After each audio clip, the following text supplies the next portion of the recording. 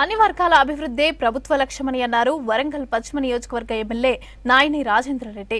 వరంగల్లోని 11వ డివిజన్ రంగంపేట, 29వ డివిజన్ రామన్నపేటలో ఇందిరమ్మ ఇళ్ల నిర్మాణ పనులను ప్రారంభించారు.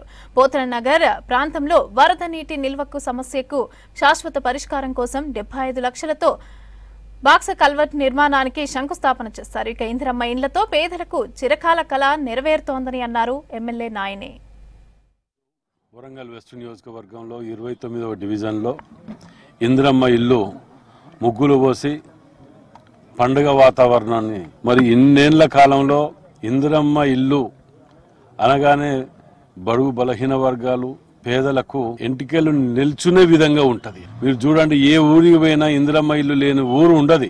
గత 10 ఏళ్లలో మేము ఇలా ఇది సెలబ్రేట్ చేసుకుంటూ గతంలో చేసిన తప్పులను కూడా వేలెత్తి చూపించడం మా బాధ్యత.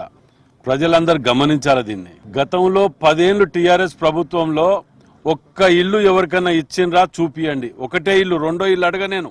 ఒక్క ఇల్లు మేము ఇవాళ 3500 ఇండ్లని ఇలా ఒక్కొక్క నియోజకవర్గానికి కేటాయించడం జరిగింది. ఇలా అర్హులైన ప్రతి ఒక్కరికి అప్లై చేసుకోండి. మీకు అర్హతలైతే తప్పకుండా మీ ఇంటికి పిలిచి తీసుకొచ్చి ఇస్తామని చెప్పి మేము మనవి చేస్తున్నాం. అంటే అభివృద్ధి అనేది ఒకరు చెప్తే చేసేది కాదు, స్వయాన ఆలోచన ఉండాలి. ప్రజలు ఓట్లేసి గెలిపించినప్పుడు వారికి మనం న్యాయం చేసే విధంగా అయితేనే ఉండాలి. ఇది ఒక వ్యాపారం అయిపోయింది. ఏది ఎలక్షన్ అనగానే నిల్చోవటం, 10 పెట్టడం, 20 సంపాదించుకోవటం, ప్రజల మీద పడి తినటం. అంటే 10 ఏళ్ళు వృధాగా పోయి ఇవాళ ఇండ్లు లేని నిరుపేదలని వరంగల్ వెస్ట్ నియోజకవర్గంలో చాలా మటుకు పెంచి 10 ఏళ్ల కాలంలో పిల్లలు కూడా పెద్దోళ్ళు డబుల్ అయిపోయింది. ఇవాళ వాళ్ళందరికీ కూడా మేము ఇండ్లు ఇవ్వటానికి ముఖ్యమంత్రి రేవంత్ రెడ్డి గారు, బట్టి విక్రమార్క గారు వీరు చాలా పెద్ద ఎత్తున మొట్టమొదట బడుగు బలహీన వర్గాల సంక్షేమానికే ప్రాధాన్యత.